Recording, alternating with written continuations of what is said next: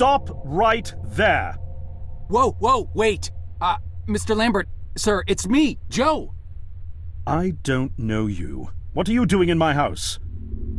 You sent me here, remember? I've done no such thing. For an intruder, you're not very bright, you know that? For all the commotion you caused getting in here, you might as well have brought a bulldozer. Now, you have exactly 5 seconds to explain what you're doing here, or so help me God, I'm pulling this trigger and sending you on your way. 5. I was sent here. 4. By you! 3. You told me to find you, to warn you about the end of the world. 2.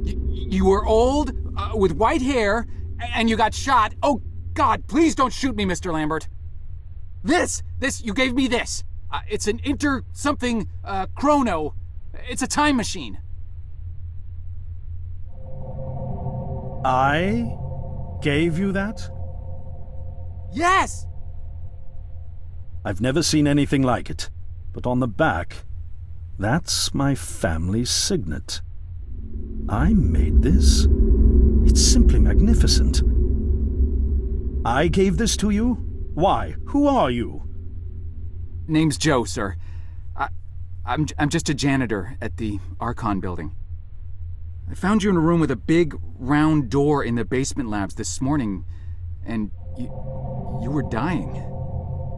You said you'd come from 40 years in the future to stop the end of the world. I guess I was the only one around, so you gave me this and told me to find you and tell you all this, and I've been there. The future, I mean. A bunch of times. And you were right, Mr. Lambert. Everyone's gone.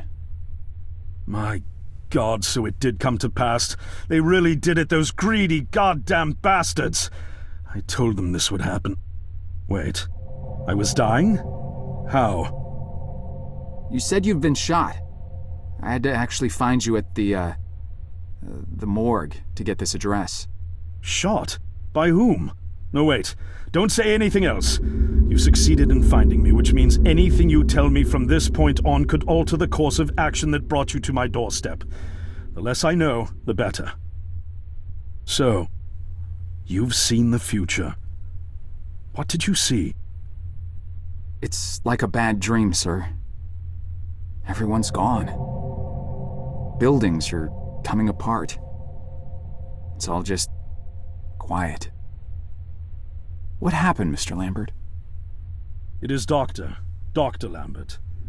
And considering all the effort you just went through to find me, not to mention bearing witness to the horrific outcome of the biggest breakthrough in the history of science, I suppose I owe you some kind of explanation.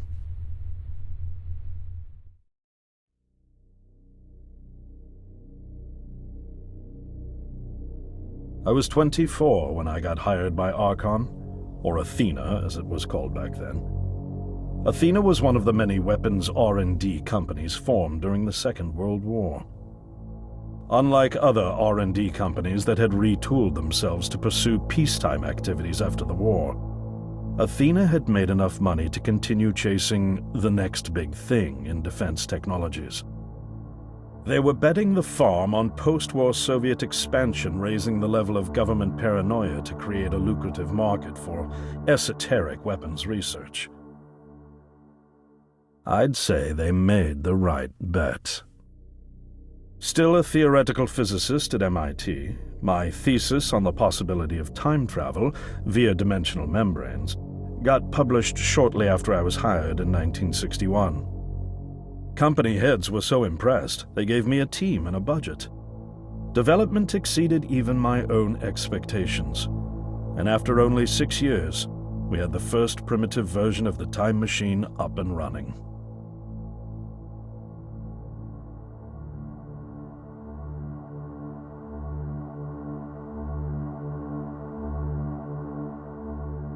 Our first successful trials involved sending simple objects into the future with a timed return. But with Archon running out of money, that was all the company bigwigs needed to secure a big fat contract with the Department of Defense. Apparently, we had sold them on the idea that the technology could be used to go back in time and strangle communism in its cradle. The reality, of course, was that it couldn't. Due to the laws of causality, you can't travel back in time beyond the point where time travel was invented. And sooner or later, we had to explain that to our benefactors. When they started pushing for progress reports, Archon management had to come clean, but instead chose to ease government concerns by claiming the technology could be used to bring back advanced weapons from the future. But this too was a lie.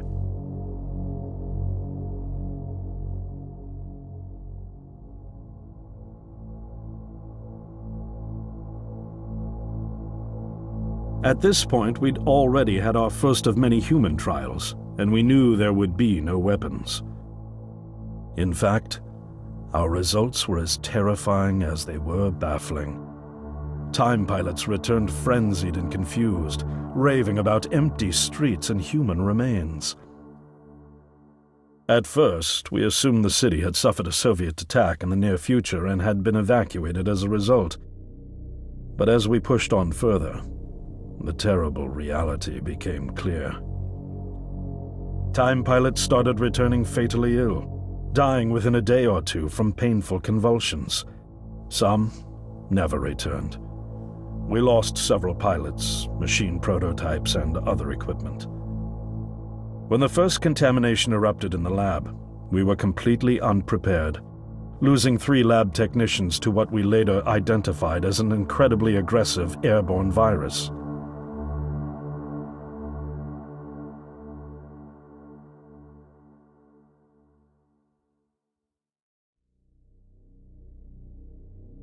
Although we weren't equipped to handle biohazards of this magnitude, management insisted we contain and study it. To keep our pilots and the virus alive long enough to study, we co-opted experimental cryotechnology from another project, Lazarus, and established a makeshift virus lab. Once again, the bigwigs managed to spin our setbacks into a success story for the Department of Defense, now claiming that the virus could be cultivated for use as a biological weapon. The team threatened to resign, but outrage was swiftly quenched by promises of massive salary increases and stock options. I didn't take the bribe. I'd witnessed the lethal efficiency of the virus firsthand. I knew there was only one way this was going to end, so I handed in my resignation and set up shop out here. For over a year, I've been working to recreate the technology to bring me back in time and prevent mankind's extinction from ever happening.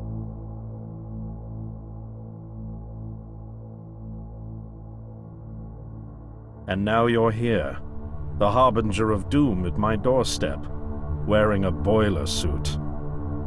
Who could have imagined that Judgment Day would begin like any other Monday in May? In any case, unfathomable as it may be that you were able to bring this information to me, knowing is only half the battle. Preventing the outbreak will require more than just your tenacity. Me? Wait, what? Yes, I'm afraid I must rely on you one more time. You must go back to Archon and prevent the outbreak. No, that's, I mean, I'm really honored and everything, but... Believe me, you're the last person in the world I want to entrust with this, and I mean that quite literally. But by this time tomorrow, the entire city will have succumbed to chaos, panic, and death.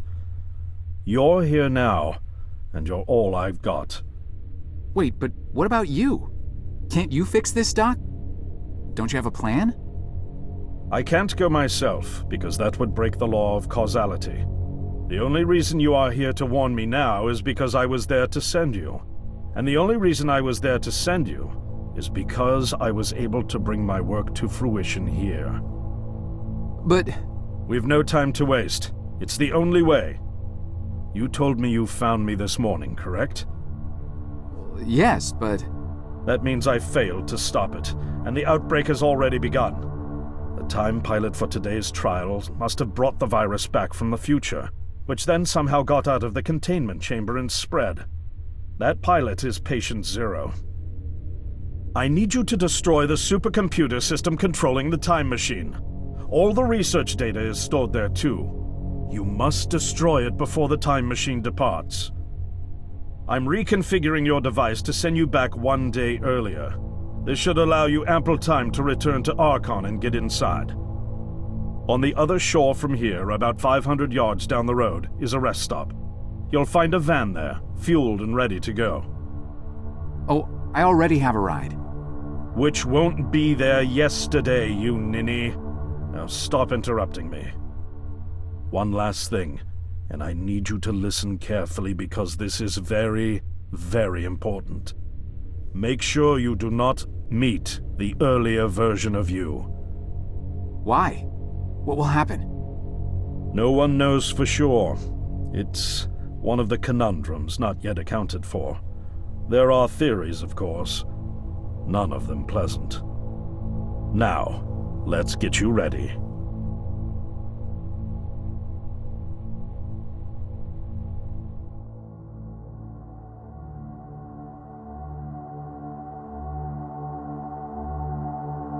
How did I get myself into this?